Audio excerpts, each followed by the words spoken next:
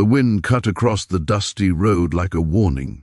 When the girl's voice cracked, small, urgent and trembling, everyone nearby froze. "Please stop. That's forbidden," she pleaded.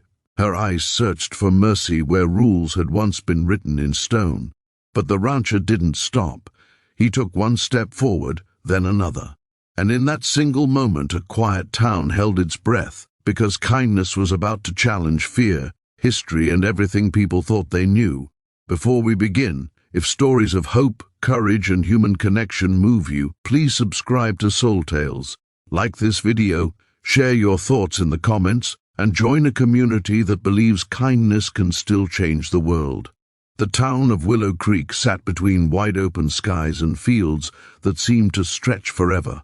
It was the kind of place where everyone knew your name and also your past. Traditions were passed down like heirlooms, and rules were followed without much thought.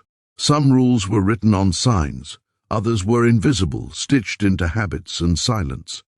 Amara learned those invisible rules early. She was 12, with braids tied neatly behind her head and a smile that tried to hide how often she felt out of place.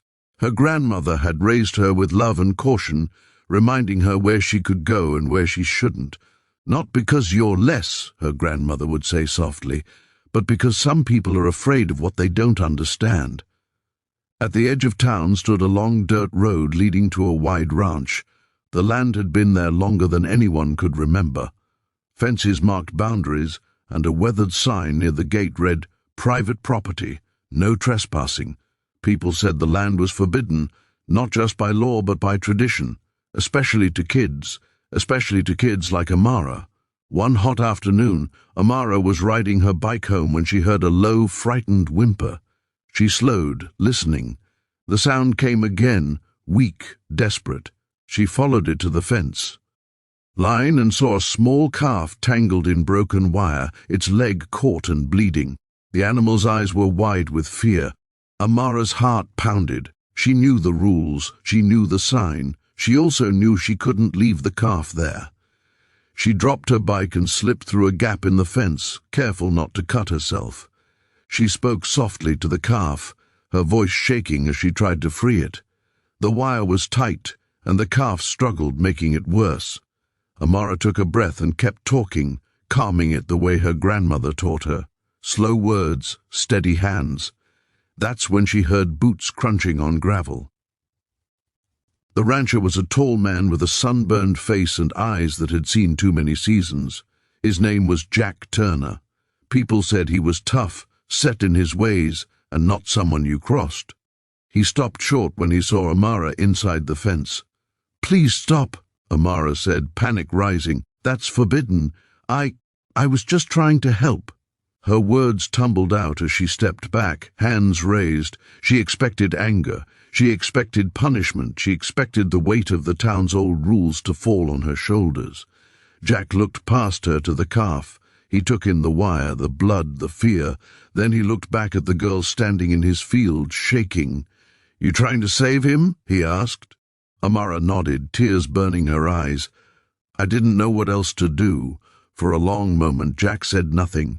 The wind moved the grass. The calf whimpered again. Then Jack did something no one expected. He climbed over the fence and knelt beside the calf. "You did the right thing," he said quietly, "but this wire's sharp. Let me handle it." Amara stared, stunned. "I'm sorry," she whispered.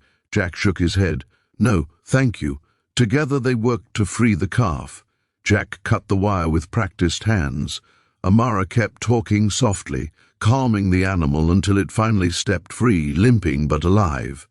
Jack wrapped the leg and lifted the calf with care, carrying it toward the barn. By then people had gathered. Someone had seen Amara cross the fence. Someone else had called out to a neighbor. Whispers rippled through the crowd. Surprise, disapproval, curiosity. The town erupted with voices and questions. "That land's off limits," one man said. "She broke the rules," another added. "Why'd you let her in there?" someone asked Jack. Jack set the calf down gently and turned to face them. His voice was calm but firm. "She saved one of my animals," he said. Rules are meant to protect life, not stop us from caring. The crowd fell quiet. Amara felt small under their stares. She wanted to disappear. Jack noticed. He stepped beside her. This girl showed courage, he continued. She saw suffering and chose kindness over fear. If that's forbidden, then maybe it's time we change the rules. Murmurs spread. Some people looked away. Others nodded slowly. An older woman stepped forward. My father built those fences, she said. He believed in order. But he also believed in helping your neighbor. Another voice joined in. That calf would have died. The tension eased, replaced by something unfamiliar. Reflection. In the days that followed, the story traveled fast.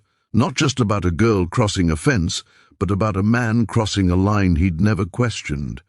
Jack invited the town to help fix broken wires and make the land safer for animals.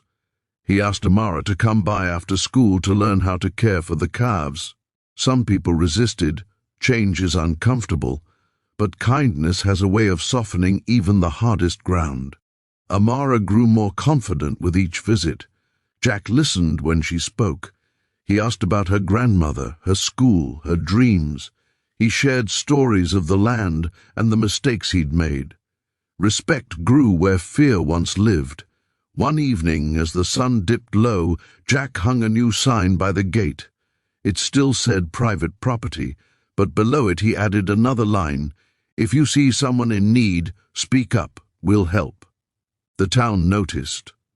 At the next community meeting, people talked openly about rules, about fairness, about how easy it was to let tradition become a wall. Amara stood with her grandmother, hand in hand, listening as neighbors she'd known her whole life spoke with new honesty. When it was her turn, Amara took a breath. I was scared, she said, but kindness felt stronger than fear. Applause filled the room, not loud but sincere. Years later, Willow Creek would remember that day as a turning point, not because a rule was broken, but because hearts opened, because a girl's plea was met with understanding, because a rancher chose compassion over habit. And Amara? She grew up believing what she learned that afternoon, that kindness isn't weak, it's brave. It steps forward when the world says stop. So if you ever find yourself at a fence, real or invisible, remember this, kindness can change the story. One step, one choice, one brave heart at a time. Let's be those hearts.